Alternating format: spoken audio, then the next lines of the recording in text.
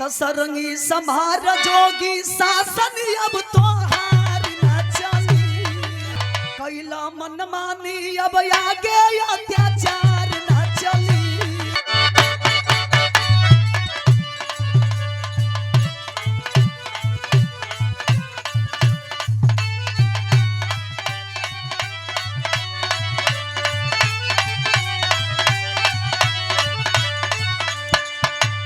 बड़ा पुरान गीत बा, गीत से बढ़िया कवि जी अपने कलम के माध्यम से ए लाइन के संशोधन कई के लिखले बने और विश्वास बा के गीत के आप लोग पसंद करब, लाइक करब और चैनल के आप लोग सब्सक्राइब जरूर करो। लिखत का बड़ो, अरे सुना है मैंने भारत का, अरे इतिहास बदलने वाला है। अरे सपा से ही देश का शासन, अरे सपा से ही देश का शासन, अरे अब तो चलने वाला है। सपा से ही देश का शासन अब तो चलने वाला है।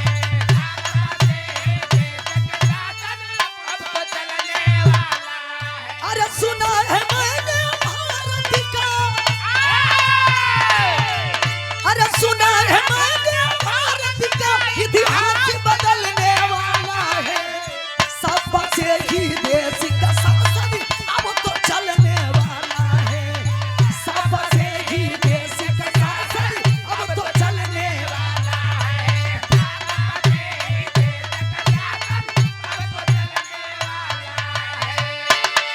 जब जब चुनाव आता है 12 रुपया अपना अपना 12 रूप लेकर के हमारे बीच आते हैं और अपनी अपनी दाल और अपनी अपनी रोटी सेकने का काम करते हैं।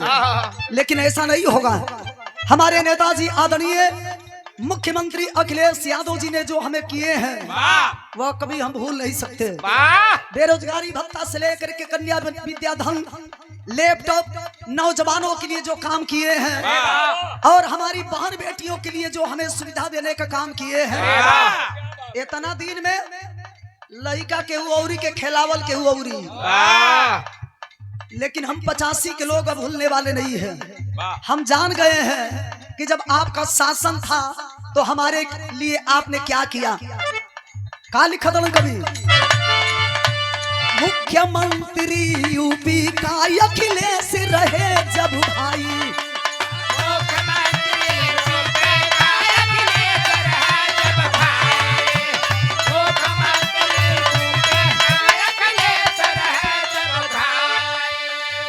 अरे बाघ और बकरी को एक ही घाट पे नीर पिलाई।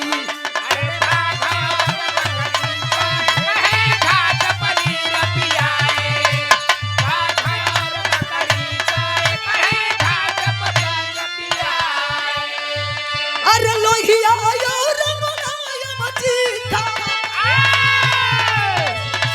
लोहिया मुलायम जी का सपना सजने देश का शासन अब तो चलने वाला है। सपा से ही देश का शासन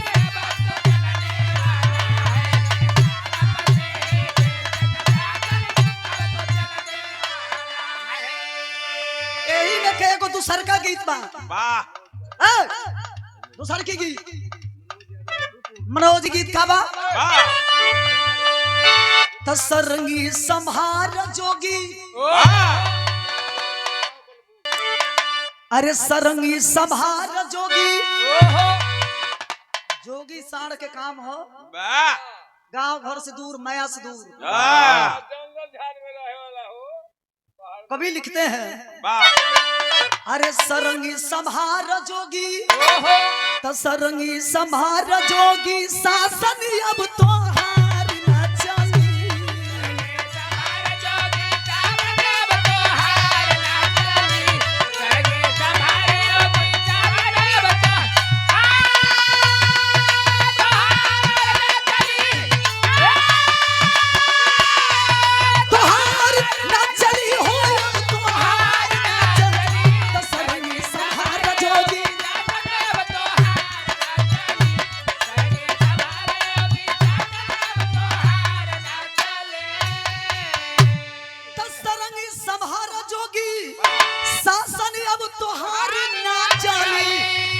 कैला मनमानी, अरे कैला मनमानी, अरे अब आगे अत्याचार न चली।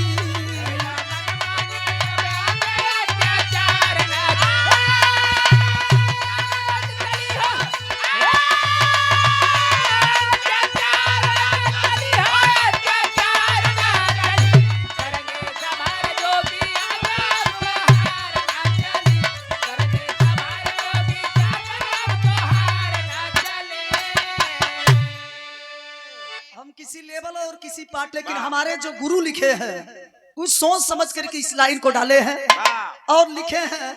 और यह मेरा आवाज नहीं, पूरे पूर्वांचल के कोने कोने से आदरणीय अखिलेश यादव जी के लिए आवाज उठ रहा है। सादर 101 रुपये। अरे कैला मनमानी, कैला मनमानी, अब आगे अत्याचार न चली।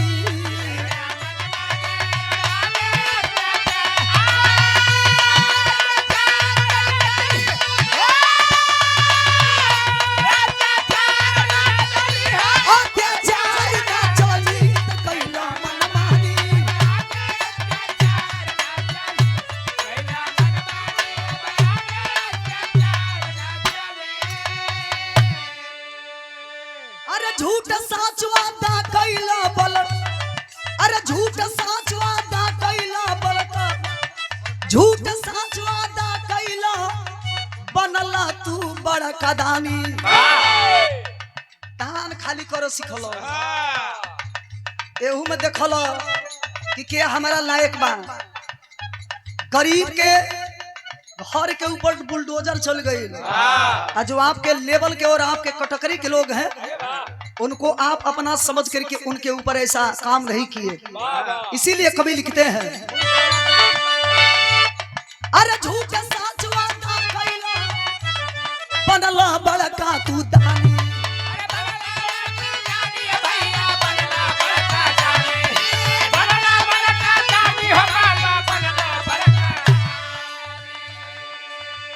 अरे मूर्ख बना के जनता के, अरे कटला तू अपने चाली। तो जाके मठ संभारो, ए बाबा अब से जान छोड़ो। तो जाके मठ संभारो, जाके मठ संभारो, लखनऊ दरबार